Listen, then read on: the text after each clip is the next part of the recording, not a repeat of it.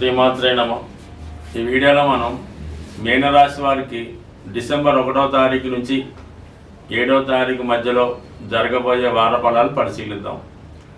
మీనరాశి వారికి ఈ వారంలో లాభస్థానంలోకి శుక్రగ్రహ ప్రవేశం జరిగింది 2వ తారీఖు నుంచి. సో దీని ప్రభావం జాతకుడికి ఈ వారం అంతా కూడా చాలా సంతోషంగా ఆనందంగా గడిపే అవకాశం ఉన్నది.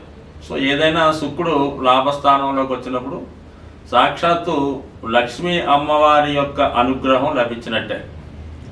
దానివల్ల ఏంటంటే మీకు మీ యొక్క తోడబుట్టిన వాళ్ళు, మీకన్నా ముందుగా పుట్టినటువంటి మీ అక్కయ్య గారు, వదిన గారు, మేనత్త గారు, ఎవరో ఒకరు అధికారంలో ఉన్నటువంటి స్త్రీలు మీకు మీ యొక్క అభివృద్ధికి సహకరించే అవకాశం ఉన్నది. లేదా మీ యొక్క భార్య, కుమార్తె అయినా సహకరించవచ్చు. మొత్తం మీద లక్ష్మీ అనుగ్రహం లభిస్తుంది, స్త్రీల సహకారం పెరుగుతుంది. సో ఆ విధంగానే జాతకుడికి మరి ఏ సోర్స్ ద్వారా ఈ ఇన్కమ్ వస్తుందని పరిశీలించినప్పుడు తృతీయాధిపతి లాభస్థితి, అంటే మిత్రుల ద్వారా, మీలో ఉన్నటువంటి కమ్యూనికేషన్ ద్వారా, మీలో ఉన్నటువంటి టాలెంట్ ద్వారా. అంటే శుక్రుడి యొక్క ఆదాయం ఏ విధంగా ఉంటుందంటే ఏదైనా సినిమా పరిశ్రమలో, కళారంగంలో, యూట్యూబ్ ద్వారా వచ్చే అవకాశం ఉంది. అలాగే మీ యొక్క అత్తవారి దగ్గర నుంచి వచ్చే అవకాశం ఉంది. మీ తర్వాత పుట్టినవారు అంటే తృతీయ స్థానం కాబట్టి మీ సిస్టర్స్ ద్వారా, వాళ్ళ ద్వారా కూడా సహకారం లభించే అవకాశం ఉంది. మొత్తం మీద మీ యొక్క టాలెంట్ ద్వారా ధైర్యంగా ముందుకు వెళ్ళడం ద్వారా మరి మీకు అంటే కేవలం మనీయే కాకుండా ఏదైనా విలువైన వస్తువులు కానీ, బహుమతులు కానీ రావచ్చు. ఏదైనా ఒక శుభ సమాచారం కూడా జాతకుడికి ధనం కన్నా విలువైంది. ఈ విధమైనటువంటి శుభవార్త మీకు మీ స్నేహితుల ద్వారా వినే అవకాశం ఉన్నది. ఇక అష్టమాధిపతిగా లాభస్థితి, అంటే మీకు ముఖ్యంగా ఇన్సూరెన్స్ ద్వారా, ప్రైజ్ మనీ, లాటరీ, మీరు ఎవరికన్నా హెల్ప్ చేసి ఉంటే వాళ్ళు మీకు మంచి బహుమతి రూపంలో ఏదో ఒక విలువైన వస్తువు ఇచ్చే అవకాశం ఉంది. మొత్తం మీద ఒక ఆకస్మిక ధనలాభం, ఒక బహుమతి, అంటే శుక్రుడు కాబట్టి ఖరీదైన వాహనం అవ్వచ్చు, 2 వీలర్ అవ్వచ్చు, ఈ విధంగా ఉండే అవకాశం ఉంది. మిమ్మల్ని ఏదైనా మంచి పార్టీకి ఆహ్వానించి మిమ్మల్ని బాగా సంతోషపరచవచ్చు. ఇది నెంబర్ 1. అయితే ఈ శుక్రుడి యొక్క స్థితి రాను రాను మీకు చాలా ఫేవర్గా మారిపోతుంది. ముందు 11వ స్థానంలో ఒక 15, ఒక 20 రోజుల తర్వాత 12వ స్థానంలోకి రావడం, దాని తర్వాత రాశిలో శుక్రుడు వచ్చా, ఇవన్నీ కూడా మీనరాశి వారికి సుమారుగా 4-5 నెలల పాటు శుక్రబలం అనుకూలంగా ఉంది. సో ఈ కారణం వల్ల ఏంటంటే జాతకుడు ఆర్థిక పరంగా తన యొక్క స్థితిని పెంచుకునే విధంగా ఈ గ్రహ స్థితి అనుకూలిస్తుంది.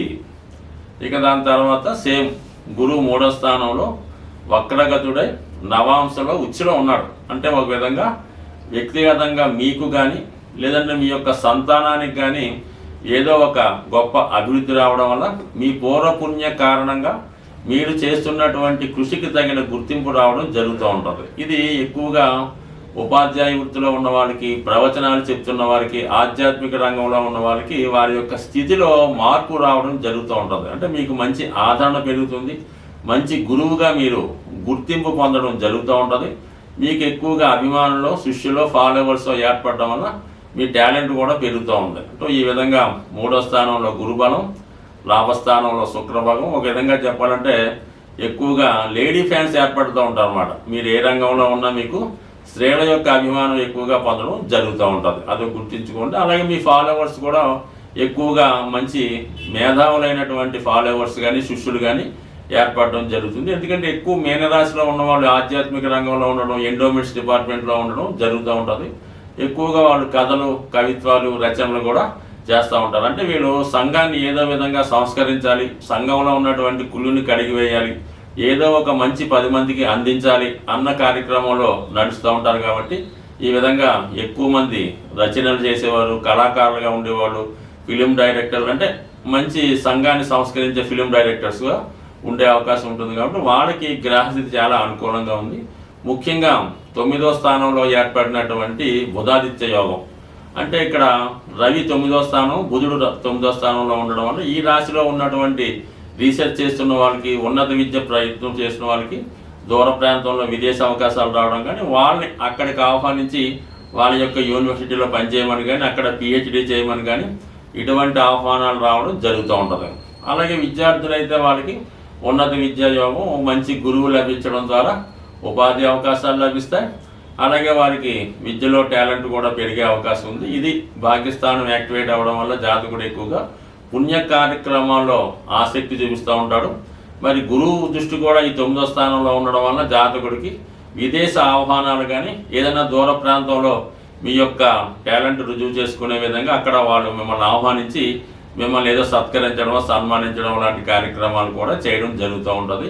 బట్ ఇవన్నీ అనుకూలంగా ఉన్నప్పుడు కూడా జాతకుడి ఆలోచన వేరే విధంగా ఉంటుంది. జాతకంలో రాశిలో రాహు ప్రవేశించడం వల్ల రాహు యొక్క సంచారం 12వ స్థాయి జాతకుడికి ఒక విధమైన అహంభావం ఏర్పడుతూ ఉంటుంది.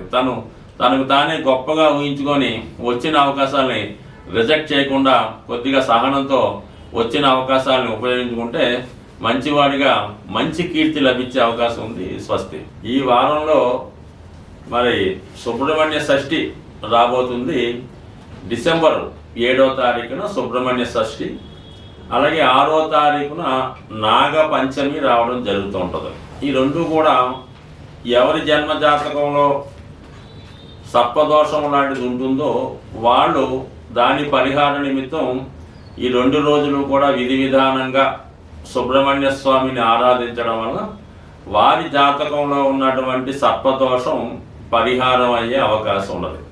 అంటే అసలు సర్పదోషం ఏ విధంగా ఉంటుంది, దానివలన ఏ విధమైనటువంటి ఫలితం వస్తుంది అని గమనిస్తే జాతకంలో కేంద్రాల్లో పాపగ్రహాలున్నా, పంచమ స్థానంలో కుజుడు, శని, రాహు, కేతు లాంటి గ్రహాలున్నా, వృశ్చిక రాశిలో ఇటువంటి పాపగ్రహాలున్నా, అలాగే శుభగ్రహాలైనటువంటి గురువు, శుక్రుడు, రాహుకేతువులతో కలిసిన ఈ విధమైనటువంటి సర్పదోషం అన్నది ఏర్పడడం జరుగుతూ ఉంటుంది. అలాగే కుజుడు బలహీనపడి ఉన్న, నీచ స్థితిలో ఉన్న రాహుతో కలిసినా కూడా అంటే ఏదో విధంగా అంటే ప్రతి జాతకంలో కుజదోషం ఉన్నట్టు ప్రతి జాతకంలో కూడా ఏదో ఒక సర్పదోషం అన్నది కనపడడం జరుగుతూ ఉంటుంది. అంటే ఈ సర్పదోషం ఎందుకు ఏర్పడుతుందంటే తెలుసో తెలియకో సర్పాలకు ఇబ్బంది కలగడం వలన ఈ దోషం రావడం జరుగుతుంది.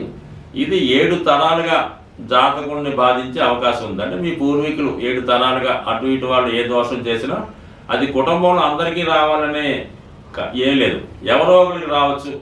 మళ్ళా అది ఎక్కువగా ఈ సర్పదోషం మరి పిల్లలు కలగడంలో ఆలస్యం అవుతుంటుంది. ఎవరి జాతకంలో ఈ సర్పదోషం ఉన్నా వాళ్ళకి ఏమవుతుందంటే సంతానం లేటుగా పుట్టడం, పుట్టిన వారు చాలా బలహీనంగా ఉండడం, ఆరోగ్యకరంగా లేకపోవడం, విద్య రాకపోవడం, ఏదో ఒక రోగం వస్తూ ఉంటుంది. అలాగే ఏంటంటే జాతకుడు చెడు వ్యసనాలకి లోనవుతూ ఉంటాడు. తల్లిదండ్రులను హింసించడం, ఇంట్లో డబ్బులు పట్టుకుపోయి ఖర్చు పెట్టడం, తాగుడు లాంటి కార్యక్రమాలు చేపట్టడం, పగలంతా నిద్రపోయి రాత్రులంతా మేల్కొని వివిధ ప్రాంతాల్లో సంచరించడం, ఇవన్నీ కూడా జాతకుడి యొక్క సర్పదోషానికి కారణమవుతూ ఉంటాయి. ప్రస్తుతం రుణ బాధలు ప్రతి జాతకుడికి కూడా అంటే ఎవరైతే ప్రస్తుతం రుణ బాధలతో ఇబ్బంది పడుతున్నారో, అంటే రుణ బాధలు అంటే ఏదో ఇల్లు కట్టుకొని హౌసింగ్ లోన్ తెచ్చామండి, కారు కొనుక్కొని హౌసింగ్ లోను, అమ్మాయికి పెళ్లి అది రుణ బాధలు కాదండి. మీరు ఏదైనా వ్యసనానికి లోనై ఏదో పేకాట డబ్బులు పోగొట్టుకోనో, ఆన్లైన్లో డబ్బులు పోగొట్టుకోనో, ఉద్యోగంలో డబ్బులు వాడేసి యజమాని డబ్బులు వాడేసి అది బాకీ పడడం అనేది రుణం తప్ప మన బాధ్యత కోసం పిల్లల్ని చదివించడానికి, తల్లిదండ్రులను వైద్యం చేయడానికి అప్పు చేయడం అంటే ఆ అప్పుల బాధలు మీకు నష్టం లేదు, దానివల్ల మీకు పెద్దగా ఇబ్బంది ఉండదు. ఈ విధంగా మీరు వ్యసనానికి లోనై స్టీల్కి డబ్బు వ్యసనం పెట్టడం, పేకాట ఆడటం వల్ల అవి చాలామంది అప్పుల పాలు అవుతుంటారు. అది అప్పుల పాలు అవడం వాళ్ళు ఎక్కువ ఇబ్బంది పడుతుంటారు. అటువంటి వాళ్ళు ఈ నాగపంచమి, సుబ్రహ్మణ్య షష్ఠి రోజు విధి విధానంగా వీలైతే ఉపవాసం ఉండి సుబ్రహ్మణ్య స్వామి ఆలయాన్ని దర్శించి మరి విధి విధానంగా స్వామిని పూజించుకోవడం అంటే ఏదో ఒక్క రోజు చేయడం వల్ల సరికాదు. ఆ రోజు ఒక దీక్షగా మనం ఈ రోజు నుంచి ఈ నియమం పాటించాలనుకొని కంటిన్యూ చేసుకుంటూ దగ్గరలో ఉన్నటువంటి సుబ్రహ్మణ్య క్షేత్రాన్ని దర్శించడం వల్ల ముఖ్యంగా సుబ్రహ్మణ్య స్వామికి బెల్లం పానకం, చెరుకు రసం, తేనె, పాలు, అలాగే చలివిని నైవేద్యంగా పెట్టి విధి విధానంగా పూజించడం వల్ల కంపల్సరిగా మీకు సర్పదోషం తొలగి మీరు మీ కుటుంబం అంతా సంతోషంగా ఉంటారని ఆశిస్తూ స్వస్తి.